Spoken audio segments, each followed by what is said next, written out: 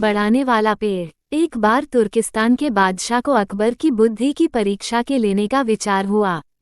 उसने एक दूत को पत्र देकर सिपाहियों के साथ दिल्ली भेजा। पत्र का मजमून कुछ इस प्रकार था। अकबर शाह, मुझे सुनने में आया है कि आपके भारतवर्ष में कोई ऐसा पेड़ पैदा होता है जिसके पत्ते खाने से मनुष्य की आयु बढ़ जाती है। यदि यह बात सच्ची है तो मेरे लिए उस पेड़ के थोड़े पत्ते अवश्य भिजवाएं। बादशाह उस पत्र को पढ़कर विचारमग्न हो गए।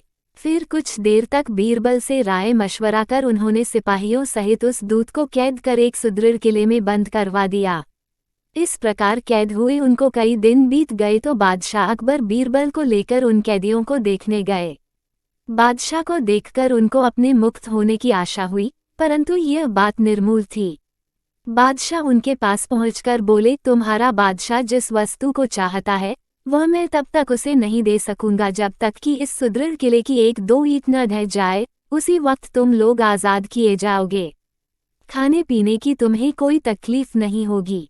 मैंने उसका यथाचित प्रबंध करा दिया है। इतना कहकर बादशाह चले गए, परंतु कैदियों की चिंता और बढ़ गई। वे अपने मुक्त होने के उपाय सोचने लगे। उनको अपने स्वदेश के सुखों का स्मरण कर बड़ा दुख होता था। वे कुछ देर तक इसी चिंता में डूबे रहे। अंत में वे ईश्वर की वंदना करने लगे, हे भगवान, क्या हम इस बंधन से मुक्त नहीं किए जाएंगे? क्या हमारा जन्म इस किले में बंद रहकर कष्ट भोगने के लिए हुआ है? आप तो दीनानाथ हैं, अपना नाम याद कर हम असहायों की भी सुध लीजिए। इस प्रकार वे नित्य प्रार्थना करने लगे। अंत में उनकी प्रार्थना का असर हुआ, ईश्वर की कृपा हुई।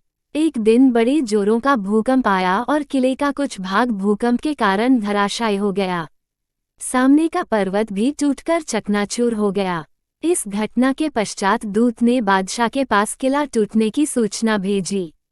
बादशाह को अपनी कही हुई बात याद आ गई, इसलिए उन्होंने दूत को उसके साथियों सहित दरबार में बुलाकर बोले, आपको अपने बादशाह का आशय विदित होगा और अब उसका उत्तर भी तुमने समझ लिया है। यदि न समझा हो तो सुनो, मैं उसे और भी स्पष्ट किए देता हूँ।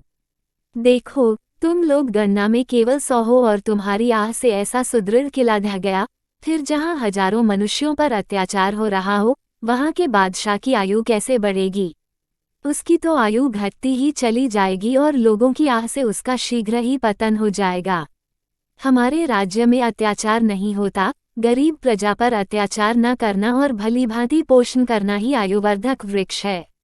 बाकी सारी बातें मिथ्या हैं। इस प्रकार समझा बुझाकर बादशाह ने उस अलची को उसके साथियों सहित स्वदेश लौट जाने की आज्ञा दी और उनका राह खर्च भी दिया। उन्होंने तुर्किस्तान में पहुंचकर यहाँ की सारी बातें अपने बादशाह को समझाईं। अकबर की शिक्षा लेकर बादशाह दरबारियों सहित उनकी भूरी भूरी प्रशंसा करने लगा। ऐसी ही मज़ेदार कहानियों के लिए हमारे चैनल को अभी सब्सक्राइब कीजिए।